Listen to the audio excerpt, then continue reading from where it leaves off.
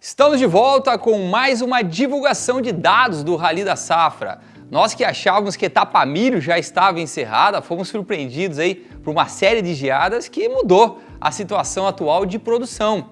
Então a gente fez uma discussão aqui junto com os nossos patrocinadores, dá um grande abraço para a FMC, Santander, Rumo e Fosagro, e decidimos voltar ao campo. Então a gente colocou mais duas equipes para rodar as lavouras que foram afetadas por essas geadas, para que a gente conseguisse dimensionar os estragos e trouxesse aí informações relevantes para vocês. Então fiquem ligados que o Rally da Safra ainda não acabou.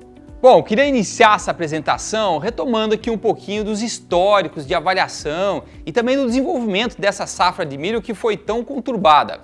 Na nossa programação aqui, maio e junho era o momento que nossas equipes aí foram para o campo, estavam programadas já para fazer a avaliação dessas lavouras que já traziam uma característica negativa, que é um calendário de plantio muito atrasado.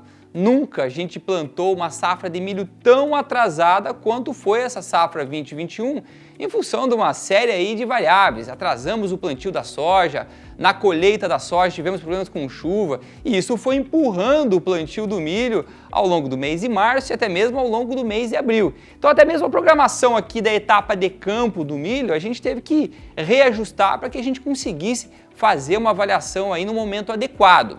E quando a gente estava no campo aqui, entre os dias 23 a 29 de maio, com a equipe 21-22, depois de 30 de maio a 5 de junho e depois de 13 de junho a 19 de junho, nós fomos para o campo já sabendo que iríamos encontrar uma lavoura muito afetada pela estiagem. E esse é o segundo ponto negativo dessa safra, que sofreu com 30, 40, 50 dias de estiagem em algumas regiões. E isso já reduziu significativamente o potencial produtivo dessa lavoura. Depois dessa rodada aqui da primeira etapa, vamos dizer assim, do Rally, e a gente ter feito mais de 430 amostras, 13.588 quilômetros, a gente fez aquele evento de divulgação de dados para vocês lá no dia 24 de junho e trouxemos uma estimativa aí de milho de 65 milhões de toneladas, esse milho segunda safra, que já representava uma quebra aí de mais de 20 milhões de toneladas. Agora eu lembro bem desse dia aqui, que a gente estava preparando todo o evento do dia 24 à noite, e quando foi dia 24 de manhã, a gente recebeu aqui as estimativas ou as projeções de que haveria geada ao longo da próxima semana. E a gente sabia já que, de acordo com o tamanho dessa geada, os nossos números poderiam ter uma alteração significativa. E foi isso que aconteceu. Não foi só uma geada aqui no finalzinho de junho, mas foram três, tanto aqui em junho quanto na metade de julho e no final de julho. Não que não seja comum ocorrer geada nessa época, mas dado todo esse atraso aí que a gente teve em termos de plantio, a gente acabou configurando um terceiro fator negativo nessa safra, e daí a razão de a gente voltar para o campo. Então a gente teve agora, ao longo dos dias 20 e 25 de junho, uma equipe que percorreu Mato Grosso, Goiás e Minas, e depois aí no dia 26 de julho ao dia 1º de agosto, mais uma equipe para fazer a avaliação do Mato Grosso do Sul e do Paraná. E essa é a razão de a gente estar agora aqui, dia 5 de agosto, trazendo mais informações que a gente coletou no campo, para conseguir mostrar o que a gente viu e qual é o estado das lavouras nesse momento. Então, depois de 560 amostras, mais 18 mil quilômetros percorridos, eu espero que essa seja a última divulgação de dados da etapa milho. Vamos dar uma olhada agora na ocorrência dessas geadas. Foram pelo menos 3 dessas geadas que causaram algum impacto aí nas lavouras. A primeira delas, que foi a mais importante, foi talvez a de menos intensidade, mas ela pegou as lavouras justamente num momento decisivo de definição de produção. Olha só esse dado que interessante. Quando a gente olha para o Paraná, 76% das lavouras estavam num estágio aí de desenvolvimento suscetíveis a danos pela geada. No Mato Grosso do Sul, isso corresponde a 62% e em São Paulo, 65%. Quando a gente olha as outras geadas, e claro, elas acabam trazendo algum efeito aí, principalmente em peso de grão, mas a gente vê que o impacto já não é mais tão grande, apesar de terem sido mais fortes. Nessa segunda geada, lá pelo dia 20 de julho, 7% das lavouras do Paraná estavam em alguma condição crítica, a mesma coisa no Mato Grosso do Sul e apenas 3% em São Paulo. E quando a gente caminha para a última geada, que foi a mais forte delas, praticamente todas as lavouras de milho aí já tinham passado esse momento decisivo. Porém, a gente teve um dano muito grande em outras lavouras, e dá para a gente citar aqui o sul de Minas, que foi muito afetado, as lavouras de café foram muito afetadas. Quando a gente olha para São Paulo, as lavouras de cana muito afetadas também. Mesma coisa quando a gente olha para os hortifrutis, que acabaram sofrendo demais com essa terceira geada.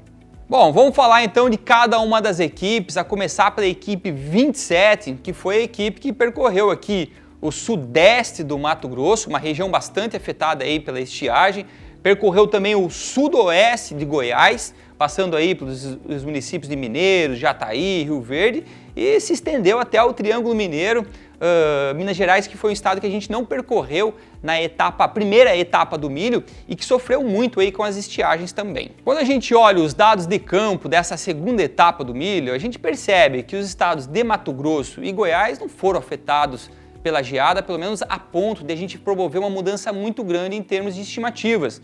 Tanto é que a gente está mantendo as nossas estimativas da primeira divulgação de dados do Rally de 94,5 sacos por hectare de milho para o estado do Mato Grosso e para o estado de Goiás de 67,8 sacos por hectare. Claro que ambas representam aí reduções em relação à safra passada, mas muito mais em função da estiagem que afetou as lavouras ao longo dos meses, principalmente de maio e junho. O que a gente observa a campo é que, de fato, a gente tem aí um número de espigas por hectare menor e, principalmente, o peso do grão dessas lavouras são significativamente menores do que nas safras anteriores. Um dado importante que a gente conseguiu também observar no campo, nessa ida agora, é de que a colheita no Mato Grosso não foi afetada por essa onda de frio. Diferente quando a gente olha para outras regiões, que a gente já percebe que a colheita começou a se atrasar porque as lavouras estão levando um pouco mais de tempo para secar.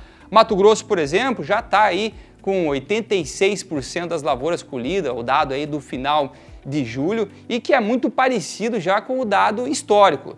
Já quando a gente caminha para Goiás, a gente vê sim diferenças, então o frio, a geada talvez não afetou tanto a produtividade, mas começa a atrasar o calendário de colheita. Já quando a gente caminha para Minas Gerais, a gente tem um cenário um pouco diferente. Não no que diz respeito ao efeito da geada, que também essa geada ocorreu já no momento que as lavouras não estavam mais suscetíveis, mas a gente acabou indo para o campo e constatando que os danos causados pela estiagem foram maiores, inclusive, do que a gente tinha levantado anteriormente. E aí tem uma revisão muito importante para a gente trazer para vocês, que é uma mudança de 56,6 sacos por hectare, que foi o dado que a gente divulgou em junho, para 46,4 sacos por hectare. Nós estamos falando de uma quebra em Minas Gerais de 52% em relação à safra passada. E eu acho que isso aqui demonstra muito bem os efeitos da estiagem no estado de Minas Gerais. Bom, a gente separou algumas fotos aqui para vocês para ilustrar a condição das lavouras nessas regiões. Começar aqui pelo Médio Norte, no qual as lavouras aqui têm um bom potencial de desenvolvimento, claro que é uma região bem manchada, mas a gente vê um bom potencial. E uma coisa muito característica dos efeitos da estiagem, eu acho que a gente consegue ver nessa foto, que é a famosa chupeta na ponta das espigas, que significa que não conseguiu polinizar todos os grãos aí e a lavoura acaba tendo um potencial reduzido de produtividade. Quando a gente olha para Goiás, olha só aqui uma típica lavoura que sofreu com a geada, que foi afetada pela geada. Você vê as folhas aqui que acabaram amarelando antes do tempo, mas era uma espiga que já estava desenvolvida, já estava plenamente aqui com enchimento de grão já praticamente completo e a geada acaba não trazendo grandes efeitos. Isso aqui é algo também que a gente viu muito ao longo dessa viagem, lavouras que tiveram problemas de polinização, então sequer aí conseguiram ter uma formação de grão completa. Vamos avançar então para mais uma equipe do Rally, essa equipe que é a 28 e que percorreu aí do dia 26 de julho ao 1º de agosto, tanto os estados do Mato Grosso do Sul quanto do Paraná. E no Mato Grosso do Sul, a gente concentrou nossa avaliação no sul do estado, porque quando a gente olha para o norte, é uma região muito parecida com o Mato Grosso ou o sudeste do Mato Grosso, que não foi afetada aí pela geada. Mas quando a gente olha para o sul do Mato Grosso do Sul, daí sim, a situação é bem crítica e a gente seguiu tanto pelo oeste do Paraná, e pelo norte do Paraná fazendo também essas avaliações. Vamos começar falando sobre os dados do Mato Grosso do Sul. E daí, de fato, o Mato Grosso do Sul, que já havia sido muito afetado pelo plantio tardio, foi afetado também pelas estiagens e tomou depois mais a geada, que acabou prejudicando bastante o desenvolvimento das lavouras. Então, quando a gente olha aqui, essa estiagem afetou as lavouras no desenvolvimento inicial, na metade do ciclo e a geada no momento final. Quando a gente olha para o sul do estado, sul do MS, a gente levantou um número aqui que 63% das lavouras estavam naquele momento crítico lá, no qual a geada de fato traz prejuízos ao seu desenvolvimento. E um dos principais dados que a gente consegue ver isso do campo, quando a gente está fazendo as amostragens, é no peso de grão. Se a gente estava acostumado lá a ter amostras com 350 gramas a cada 1.000 grãos, a gente estava vendo agora lavouras com um peso de 250 gramas. Então vamos lá, estamos falando de quase 30% aí de redução do que seria um peso de grão normal para a região. Outra informação relevante que a gente levantou durante essa etapa de campo foi de que boa parte das lavouras não vai ser sequer colhida. A gente está estimando aqui que no Mato Grosso do Sul, cerca de 10% dessas lavouras não vão ser colhidas, que são lavouras que vão produzir abaixo de 10 sacos por hectare e que o custo de você colher talvez não compensasse. Esse percentual, ele só não é maior porque a gente tem um bom preço de milho ainda no mercado, né? Então, de uma certa forma, acaba estimulando um produtor e outro ainda colher lavouras com baixa produtividade e também pela questão do seguro, né? Muitas vezes o seguro acaba fazendo com que o produtor tenha que colher para provar que teve essas perdas. De forma geral, o que a gente está olhando para o Mato Grosso do Sul, olhando aí o potencial total que ele possuía de produção, a gente está falando de uma quebra aí de mais de 57% na produção como um todo. Quando a gente olha para a produtividade, a gente teve safra 19-20, 84,3 sacos, reduzimos para 54,3 com os efeitos da estiagem, né, antes aí da geada, e após a geada a gente revisou então o nosso número para 42,7 sacos, que corresponde praticamente 50% de quebra. Vamos dar uma olhada em algumas fotos que a gente separou para vocês aqui para ilustrar essa situação que o Mato Grosso do Sul está passando. Essa foto para mim aqui é muito característica dos efeitos da geada. Um grão xoxo que acaba não enchendo o grão e isso é resultado da morte da planta, né? A gente acaba tendo uma senescência da planta muito mais cedo e é a mesma coisa que se estivesse encerrando o ciclo dela e você não tem aí o enchimento de grão sendo feito completamente. De novo, um efeito de estiagem, com uma característica muito grande aqui da chupeta na ponta da espiga. E esse vídeo aqui ilustra o porte das lavouras. Olha só, dá para ver que as lavouras são muito baixas e, consequentemente, você não tem aí um bom desenvolvimento e um bom potencial produtivo.